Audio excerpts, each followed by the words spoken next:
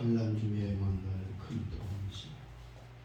그러므로 땅이 변하든지 산이 흔들려 바다 가운데 빠지든지 바닷물이 솟아나고 뒤놀든지 그것이 넘침으로 산이 흔들릴지라도 우리는 두려워하지 아니하리로다. 만군의 여호와께서 우리와 함께하시. 야곱의 하나님은 우리의 피난처시다. 아버지 하나님 감사합니다.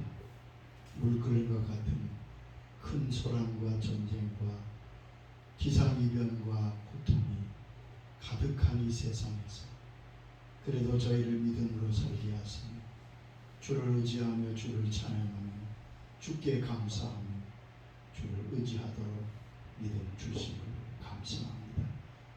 말씀처럼 산이 흔들려 바다 가운데 빠지고 바닷물이 흉룡하여 모든 것을 넘치는 것 같다 할지라도 주님께서 우리의 피난처가 되시고 우리의 힘이 되어 주시니 감사합니다. 이 시간도 주님께 나와 예배하며 경배하며 주의 음성을 듣고자 합니다. 주께서 말씀하여 주시옵소서. 예수님의 이름으로 기도드리옵나이다. 아멘.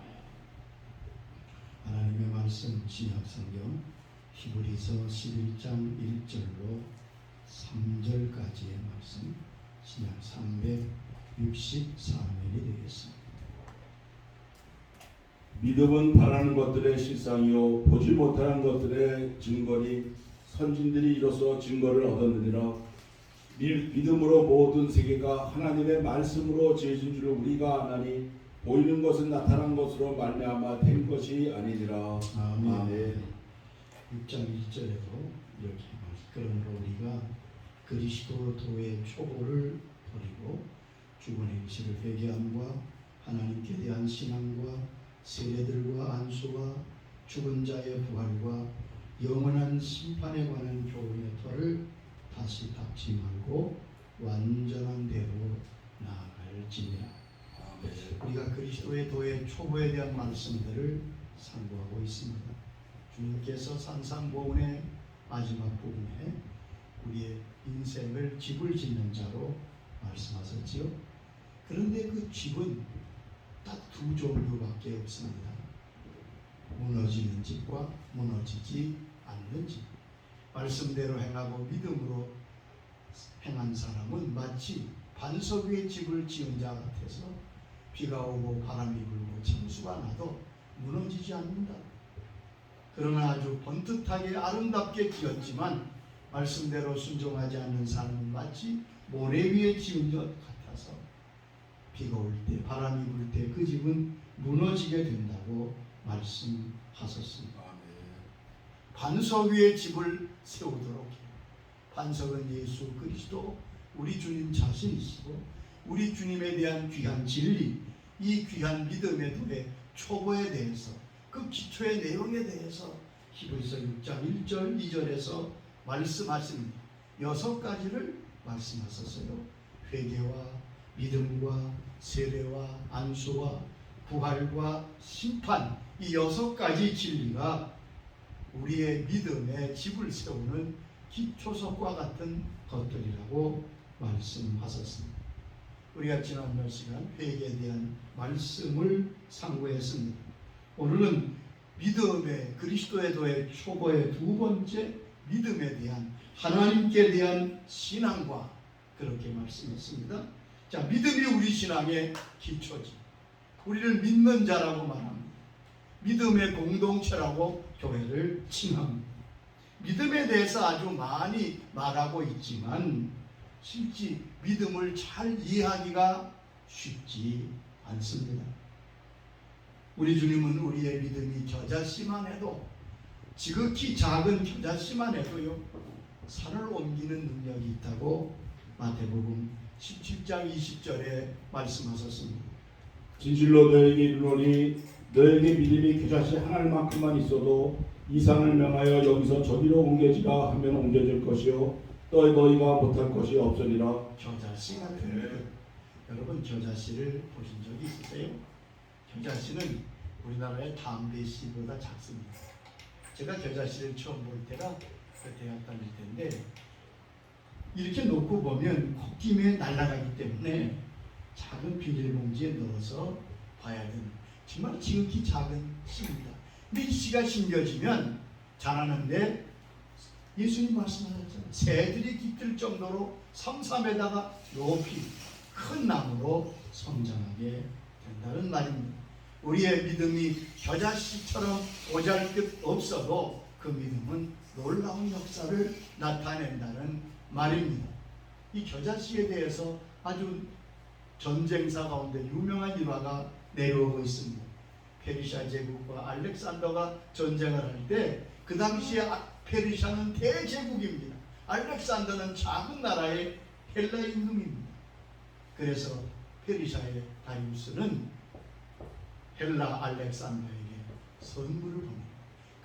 큰 자리에 참깨를 하나 가득 넣어서 선물로 보낸 거예요. 그 뜻은 무엇이냐면 우리 군대는 참깨와 같이 엄청나게 대군이기 때문에 섣불리 덤비지 말고 반복해라. 그런 메시지였죠. 그것을 알아차린 알렉산더는 답신으로 작은 봉투에 겨자씨를 가득 넣어서 보냈다고 합니다. 우리 군대는 숫자는 적지만 능히 이길 수 있는 그러한 강력한 군대다. 그리고 알렉산더는 승리하게 됩니다. 믿음은 우리의 신앙과 우리의 인생의 가장 중요한 기초입니다. 믿음의 기초에 세워진 집은 인생은 무너지지 않습니다. 여러분, 예수님께서 우리를 평가하시고 말씀하실 때 항상 그 중심에 믿음이 있었다는 것을 기억하세요. 예수님은 그 사람의 혈통이나 인물이나 학력이나 능력을 말씀하신 적은 없습니다.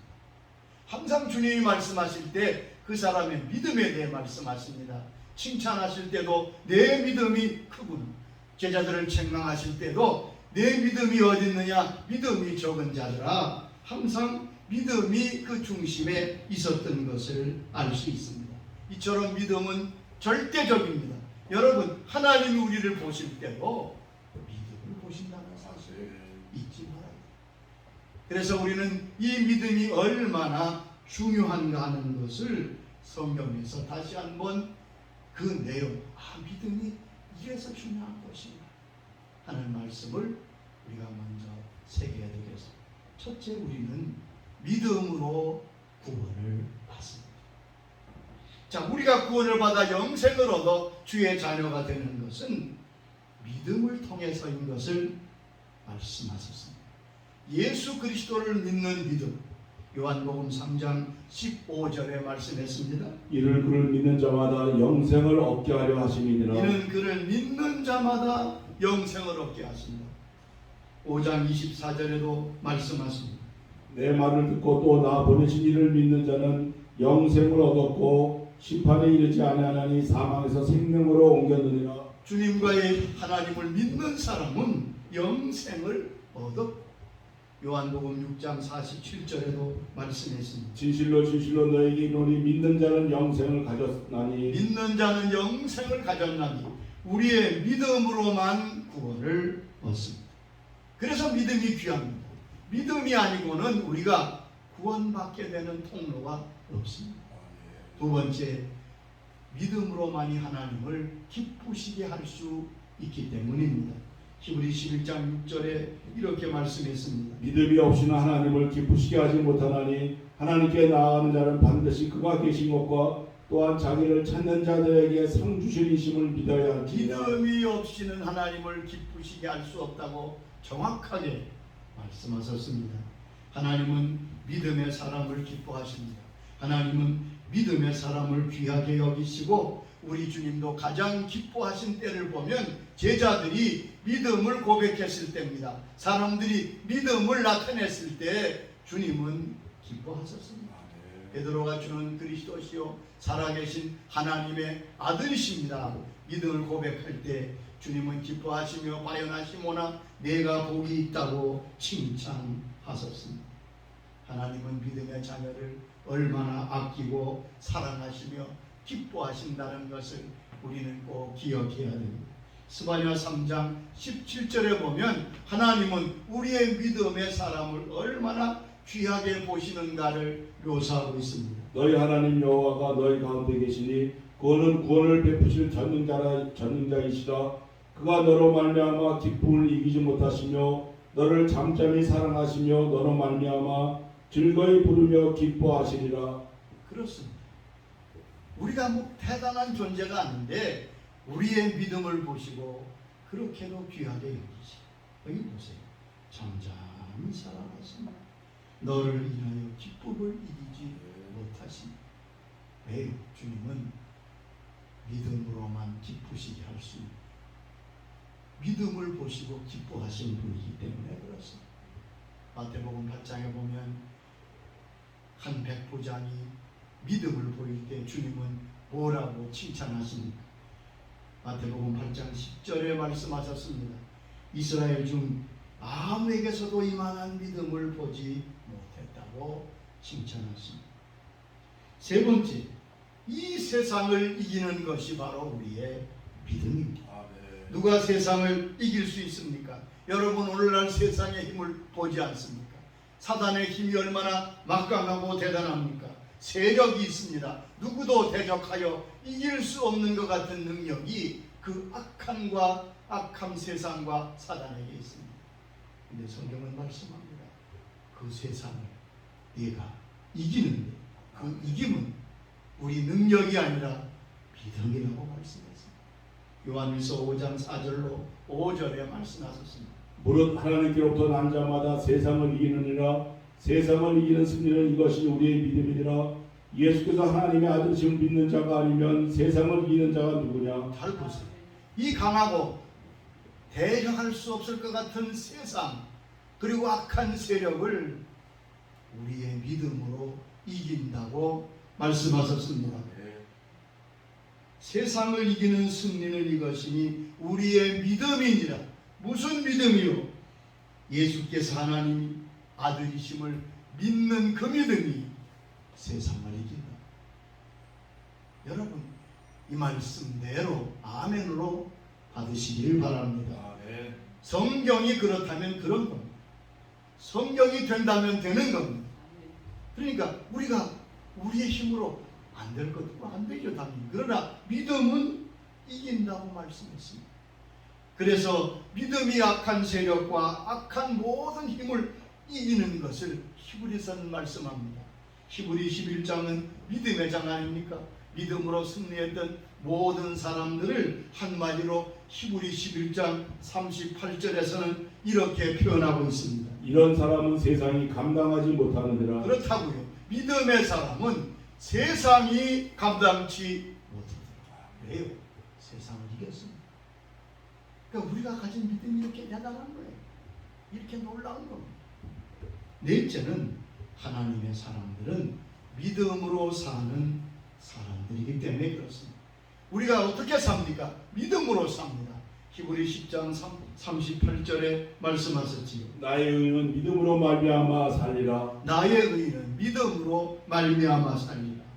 세상 사람과 다르게 우리는 믿음으로 사는 사람들입니다. 나의 지혜와 노력과 힘으로 사는 사람이 아닙니다. 하나님을 의지하고 성령의 인도하심을 받아 믿음으로 사는 사람들이 바로 하나님의 사람들.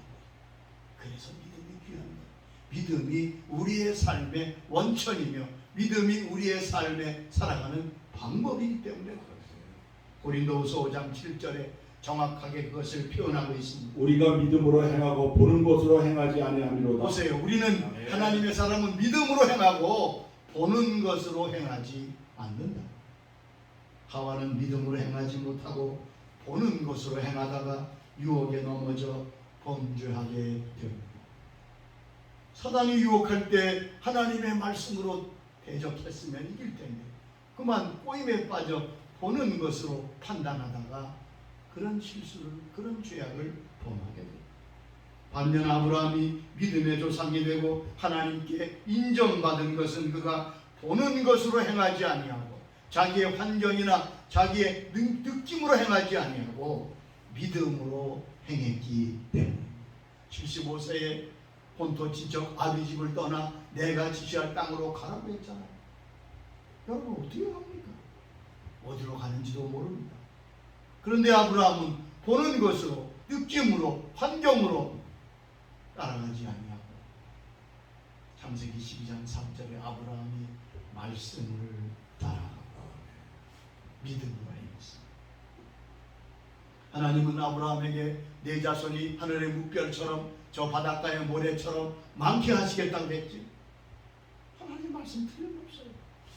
근데 100세가 다 되기까지 자기 몸은 죽었고 사라의 태는 다쳤습니다. 이제는 도저히 자식을 생산할 수 있는 모든 여건이 끊어졌어요. 그런데 아브라함은 어떻게 했어요? 그때도 보는 것으로 행하지 아니하고 믿음으로 행했던 사람이 아브라함입니다. 이게 쉬운 것 같지만 그래서 믿음의 사람이 귀한 것입니다. 로마서 4장 19절 이하에 보면 그가 믿음으로 행했던 모습을 말씀하고 있습니다. 그가 100세가 되어 자기 몸이 죽은 것 같고 사라의 태가 죽은 것 같음을 알고도 믿음이 약하여지지 아니하고 약속하신 것을 또한 능히 이루실 줄로 확신하였으니 그러므로 그것이 그에게 의로 여겨졌느니라. 아멘. 자기의 보는 것, 자기의 느끼는 것, 환경은 도저히 하나님의 약속대로 자녀가 나오지 못할 걸 알고 있었지만 그는 그 믿음이 약하여지지 아니하고 하나님의 약속을 붙들고 하나님이 능히 그 약속을 이룰 줄 믿었다고 했어요. 즉 믿음으로 행했습니다. 아멘. 그것이 그의 의가 되었다고 말씀합니다. 여러분 꼭 기억하세요. 믿음으로 나가면 믿음의 길이 열립니다. 아멘. 이거 중요한 진리입니다.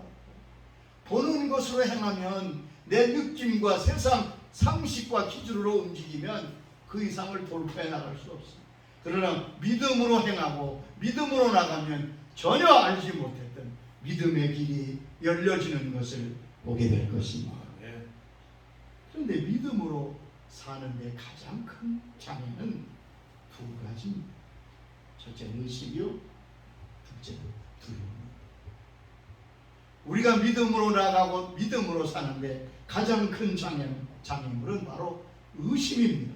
여러분, 사단은 계속하여 우리를 의심하게 합니다. 그 의심의 내용은 복잡한 것 같지만 딱 세 가지.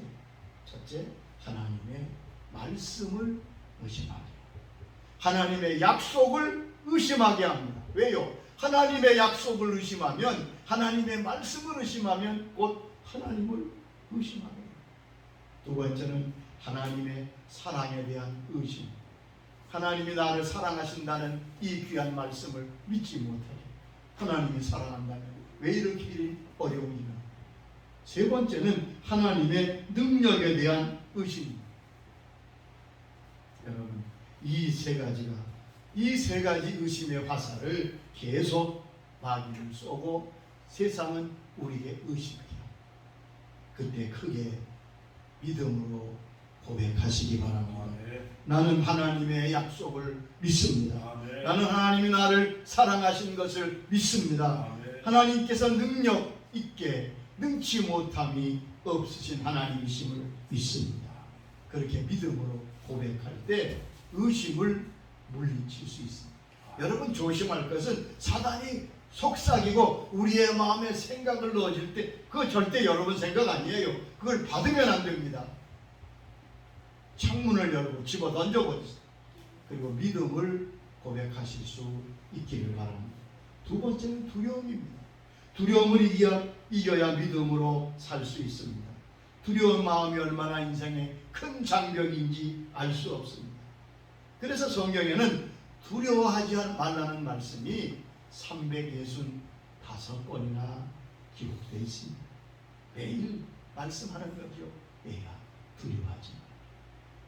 크고 작은 두려움들이 사람들 마음에 있는 건 알 수 있어요. 지금 다 괜찮은데 괜히 내일을 걱정해요. 여러분, 두려워한다고 달라질 것은 아무것도 없어요. 도리어 두려움은 우리를 침체에 빠지게 합니다. 두려움은 하나님 주신 마음이 아니라고 성경은 단호하게 말씀하십니다. 디모데후서 1장 7절에 말씀하셨지. 하나님이 우리에게 주신 것은 두려워하는 마음이 아니요 오직 능력과 사랑과 절제하는 마음이니 하나님이 주신 마음은 두려운 마음이 아니다. 두려움 하나님이 주시 않았다면 누가 주는 것이겠죠? 사람이 주는 거지. 하나님은 우리를 두려움에서 건져 주시는 분이십니다. 시편 34장 4절에 다윗의 고백을 들어보세요. 내가 여호와께 간구하며 내게 응답하시고 내 모든 두려움에서 나를 건지셨도다. 내가 하나님께 간구하되 나를 모든 두려움에서 건지셨다. 두려움은 누구나 있어. 항상 찾아옵니다. 두려움을 이겨야 됩니다. 그럼 두려워할 때 어떻게 해야 되겠습니까? 시편 56장 3절에 다윗도 많은 두려움이 있었는데 두려울 때 나는 이렇게 한다고 그의 시편에서 말씀하고 있습니다. 내가 두려워하는 날에는 내가 주를 의지하리이다. 내가 두려워하는 날에는 아멘. 내가 주를 의지하리이다. 그는 계속 이렇게 말합니다. 내가 하나님을 의뢰하고 그 말씀을 찬송하고 있지. 내가 하나님을 의지하였은지 두려워하지 아니하리. 혈육을 가진 사람이 내게 어찌하리. 하나님을 의지하였습니다. 하나님을 의지할 때 하나님은 도와주시고 아멘. 이사야 41장 13절에 약속하셨습니다. 나 여호와 너희 하나님이 내 오른손을 붙잡고 내게 이르시기를 두려워하지 말라. 내가 너를 도우리라 할 것임이니라. 두려워할 때 주를 의지하니까 뭐라고 말씀하십니까? 두려워하지 마. 내가 너를 도우리라. 가이드 포스트에 보니까 이런 글이 실렸더라고요. 65세 되는 미국 사업가 알렉산더라는 분이 아주 건강한 분이었습니다. 사업도 잘하고 건실한 믿음의 사람이었습니다. 건강진단을 받게 됐습니다. 그런데 놀랍게도 건강진단에 전립선 암이라고 하는 진단이 나왔습니다. 그는 매우 실망하고 두려워했습니다. 왜냐하면 그분의 아버지도 이 전립선 암, 삼촌도 사촌들도 이 병으로 죽었습니다. 이제는 내 차례입니다. 모든 의욕이 사라지고 깊은 두려움이 그분을 괴롭혔습니다. 그분은 그렇게 고백했습니다. 나를 괴롭힌 것은 병이 아니라 두려움이었습니다. 두려움이 나를 괴롭혔습니다. 믿음의 사람이었는데 믿음도 다 저버리고 교회도 안 나가고 모든 걸 다 접고 절망에 빠져 있습니다. 그의 동생이 찾아와서 아니 믿음 좋은 형님이 어쩌다가 이렇게 뒤로 후퇴하셨습니까?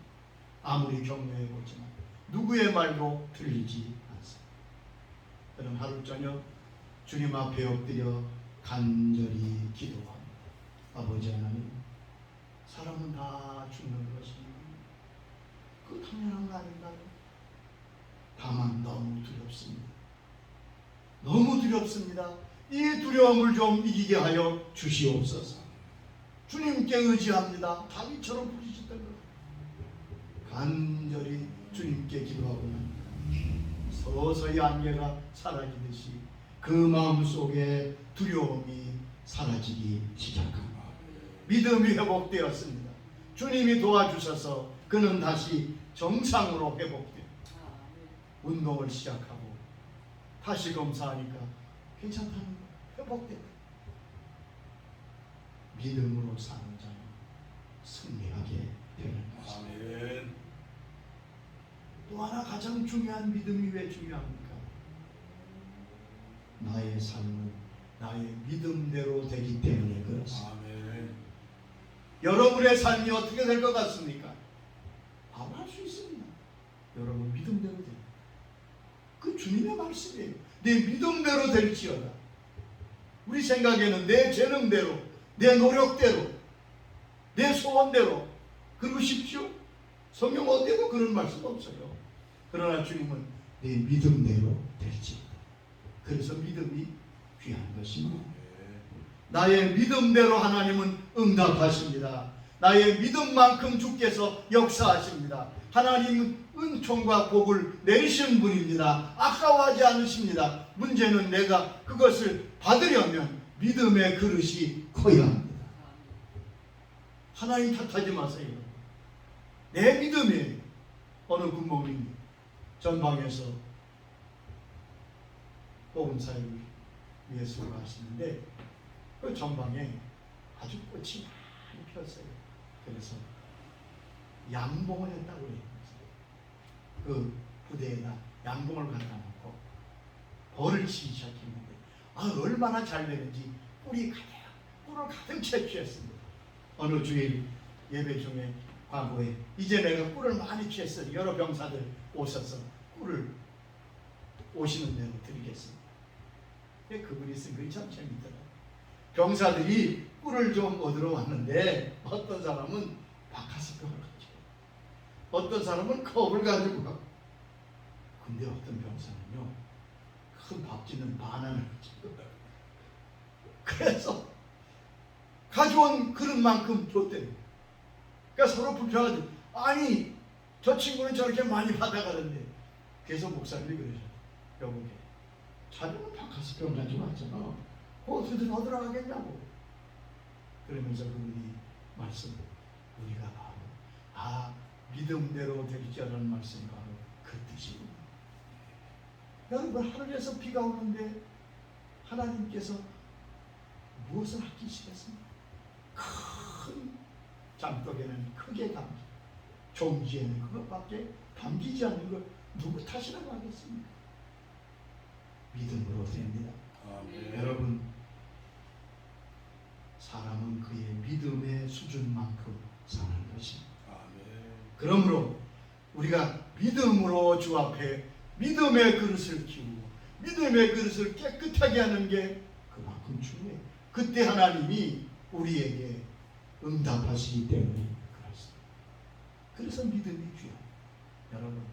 여러분의 재능이 아닙니다. 여러분의 무슨 뛰어난 힘이 아니에요. 우리의 인생은 우리의 믿음대로 되어지게 되어 있습니다. 그러면 그 믿음이 과연 무엇입니까? 나는 믿음을 가지고 있습니까?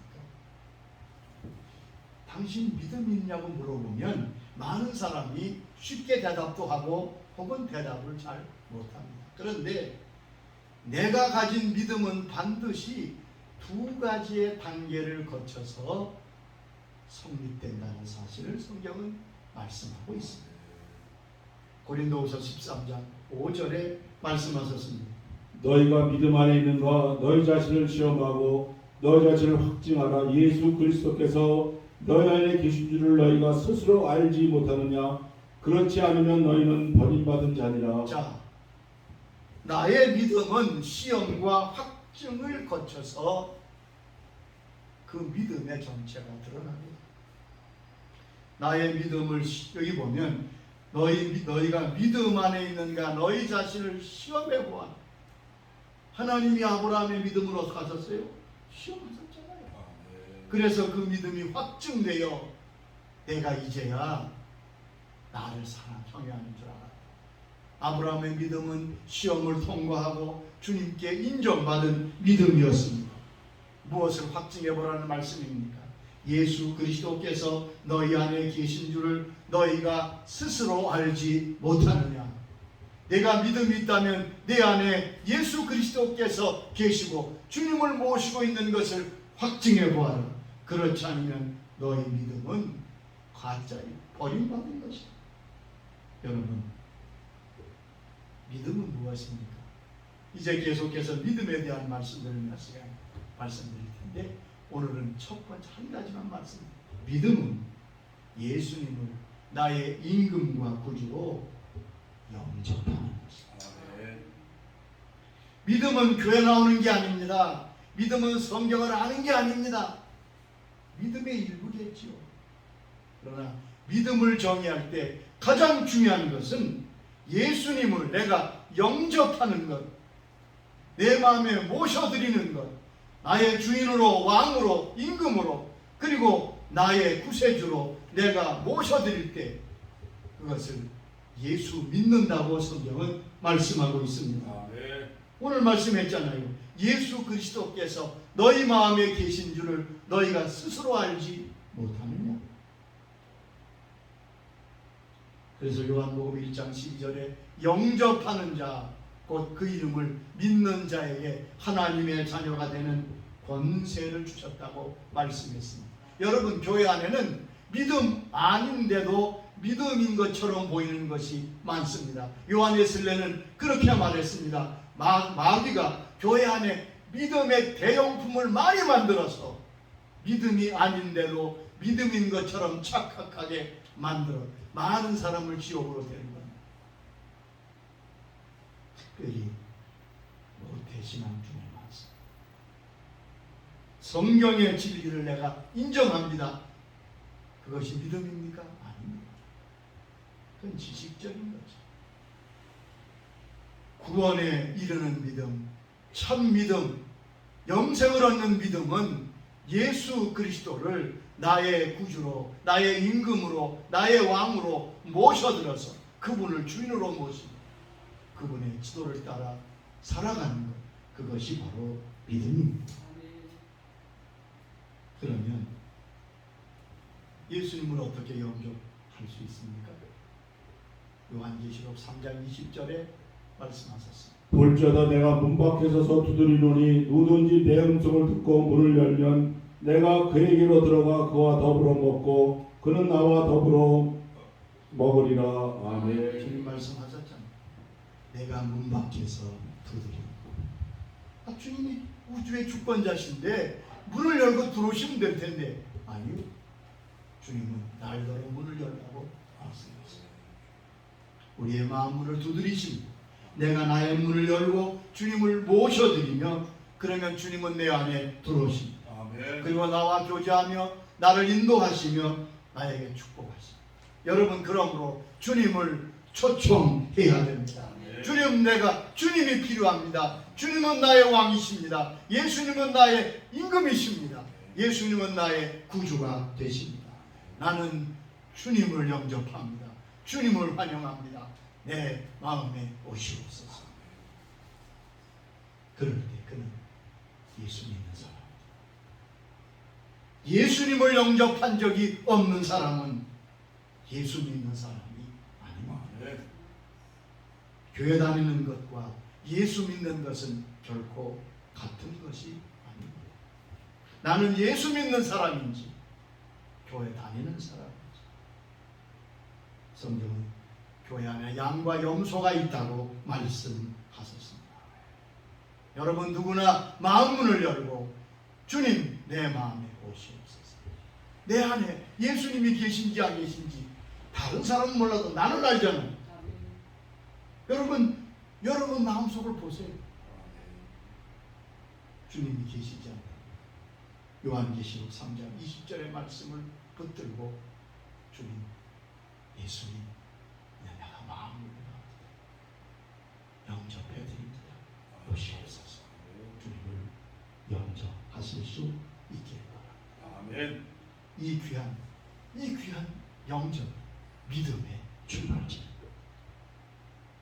이런 은혜가 혹 주님을 아직 영접하지 않은 분들 속에 성령께서 말씀하시고 주님을 영접하는 놀라운 믿음의 새 출발이 있게 주의 이름으로 축원합니다. 아버지 감사합니다. 믿음이 얼마나 귀한 것입니다. 우리는 믿음으로 구원받고 믿음으로만 하나님을 기쁘시게 할 수 있고 믿음으로 세상을 이기고 믿음으로 살고 내 믿음만큼 인생은 우리의 삶이 되어진다 말씀을 주셨습니다. 주님, 너희 믿음이 확실한지 확인해보고 확증해보라고 하십니다. 이 시간 우리의 마음을 두드리시는 주님의 음성을 듣게 하여 주시옵소서.